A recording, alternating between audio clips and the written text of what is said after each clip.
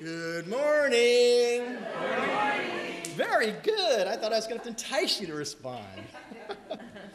My name is Rick. This is my thing right here. My name is Rick Daniel, and I've been attending this church since 1978.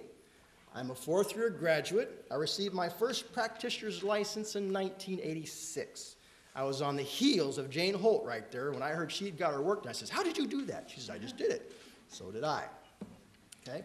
I have taught daytime first and second year. I had the privilege of co-teaching third year and practicum with my wife, Reverend Sharon.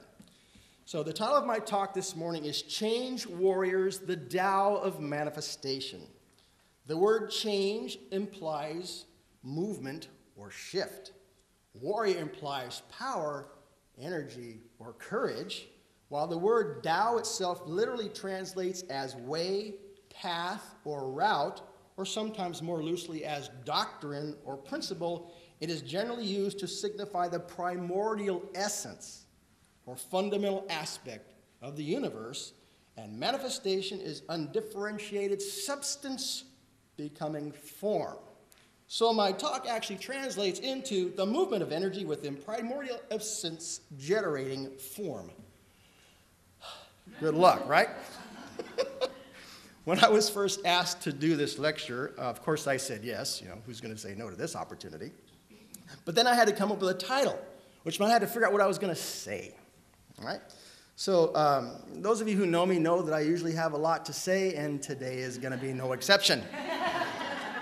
But here's how it began. I've been working on this idea for the last couple of months, obviously, and for the last 3 nights I've been up till 1 o'clock in the morning typing.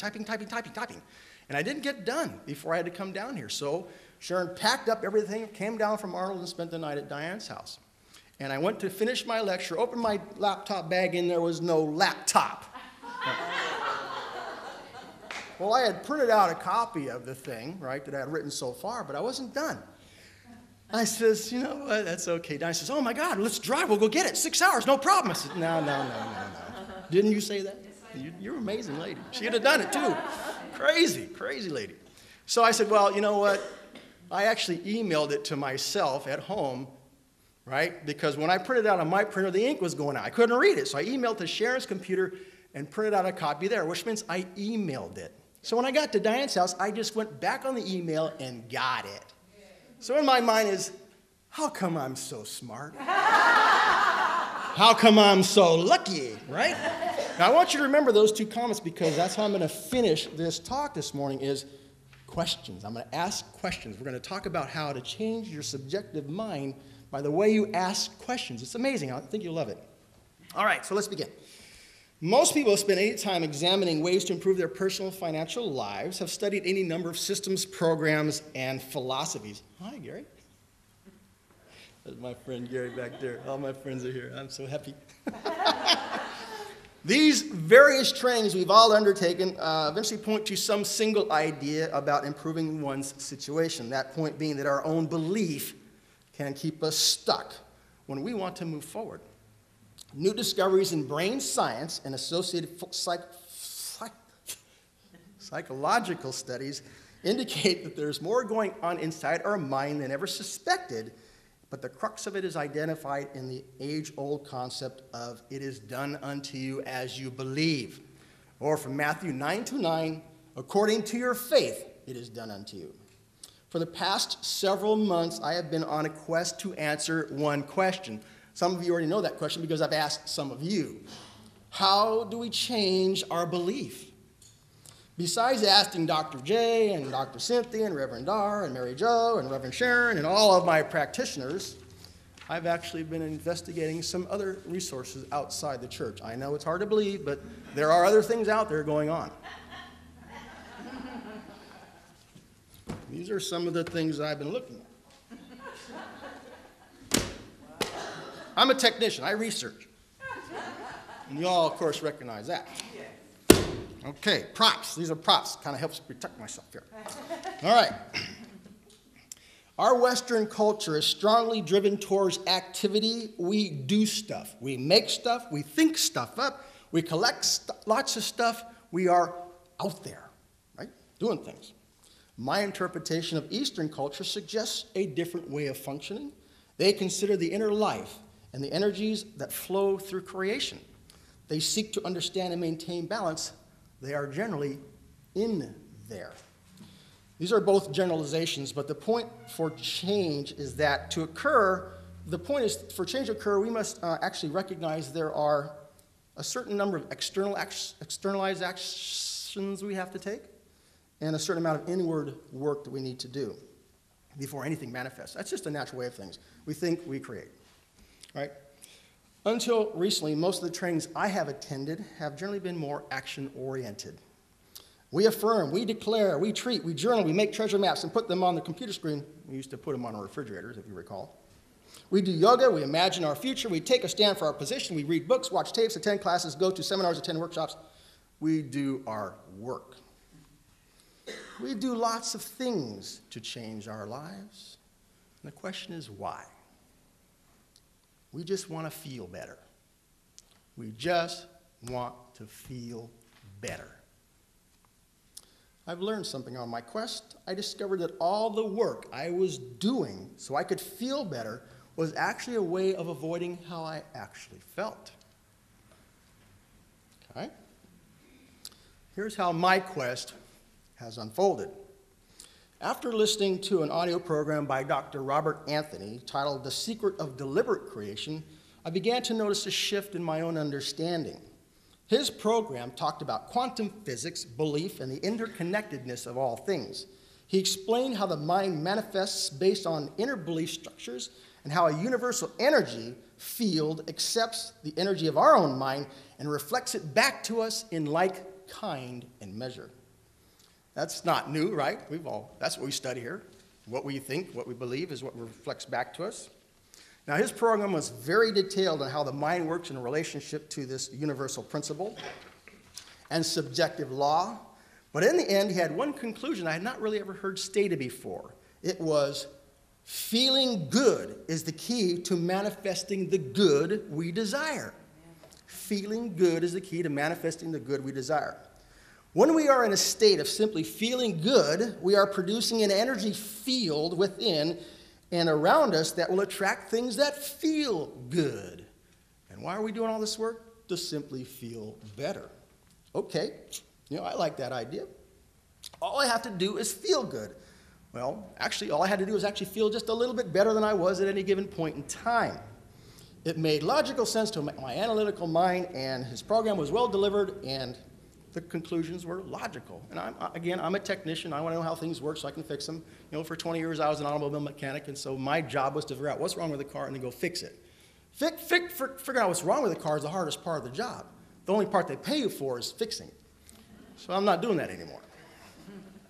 Okay? Now, as I applied his various techniques, I made an interesting discovery in myself. I found it was difficult to feel good all the time.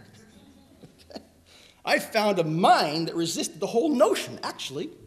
I also discovered that my mind is real good at staying so very active in thought that I rarely found myself even considering how I was feeling. I was busy doing stuff. I was out there. Just preparing for this talk was a way to keep my mind engaged and distracted from how I was feeling. I am very good at manifesting stuff to keep me distracted. So I talk about, the only thing I can talk to you about is from my experience, so that's what I'm doing. When I first talked to Christine Rossi back there about the idea of change warriors, we both said, yeah, man, you're going to have to man up for that because that's going to be some work, right? But I thought about that. Is it really hard to change? Seems like it might be, but is it really hard to change? And I would submit that, no, it's not. But let me explain why. The words change warriors imply a very active, assertive, masculine, yang type state of being. In your mind, those two words combined can conjure up some ideas, like maybe the idea of a change warrior is going to be some soldier warrior guarding a box of money. Right? Change warrior, right? Got it. Or some science fiction guy that can change his shape to be able to defend the various things he's in charge of. When you add To change words, the idea or the combination of the second line, the Tao of manifestation, that implies a passive feminine yin state, and the image might change. Now, our warrior who's guarding this box of money is sitting in a lotus position, his eyes closed, his head is bowed, he's got a spear resting across his lap, and he's kind of in the now. He's totally present, and nobody's going to get those coins. Okay? He is in the now. How many of you have ever seen this book? Okay, well, that's part of my study. He's got 3 more. Actually, he's reading one that Diane brought to our little vacation. There's fascinating stuff. Where am I? Next page. The next program that I study was a movie called Letting Go by Hal Dowskin, and is about a system of transformation called the Sedona Method. Now, in that movie and the associated audio program, we learn how to use our thoughts to drop into a state of awareness where no thoughts are heard. No name exists, no edges are seen, and the past and the future merge into a single state of understanding. It is simple awareness. I believe that experience is to be that true state identified as the now. Okay? It's had a significant impact on my experience. And I began to feel differently, and as a result, I began to think differently. You can go both ways. You can think differently, begin to feel differently, or feel differently, and your thoughts are going to change as well. Okay? I'm going to jump off that subject for a little bit because I want to take you down this path of understanding, and it's going to get a little technical, and I'm going to be talking fast, and so don't worry about it. Don't try and understand it because part of your mind already knows this anyways. So, in general, the happiest, healthiest, and wealthiest people we know focus on what they can do, and the poor in spirit focus on what they can't do. That focus, also referred to as self-talk, may be a level we are aware of, but more likely than often, it's actually operating just below in our subconscious level, just below our level of awareness. But how we usually see it is it's reflected in our personal experience. The quote, as within, so without, is kind of a concept that refers to that experience. And that quote actually is attributed to an ancient Greek poet named Hermesianax. Hermesianax? Good luck. All right. The reason why these two groups of people, those with and those without, think differently is not because of their environment, but how they learn to interpret their environment. That interpretation is the basis for the structure of belief that we each have developed have learned to operate under. Belief determines the meaning we put on everything around us. For the most part, that interpretation was developed in the first 7 years of our lives. In those formative years, we learn the mental and emotional tools we will use for the rest of our lives to survive and cope. If those tools were developed in an emotionally healthy environment, then the chances are we will be better at experiencing a happy life, at least from an emotional standpoint. If we came from a wealthy family that was torn by grief, greed, and pain, then we may have the tools to develop vast amounts of wealth, but will we be happy? No one escapes childhood, and it is very likely that every one of us has internalized something that was happening around us that we felt was our fault or what we were involved in, and we had nothing, even though we had nothing to do with it. Okay? In the end, though, it doesn't really matter where we came from or what we experienced back then. The work to change and what we must do still remains the same. To change our lives, we must change the mental and emotional core from which we act, live, and think. That core is our belief. Next page. Now, I couldn't remember all this stuff, so I had to write it down.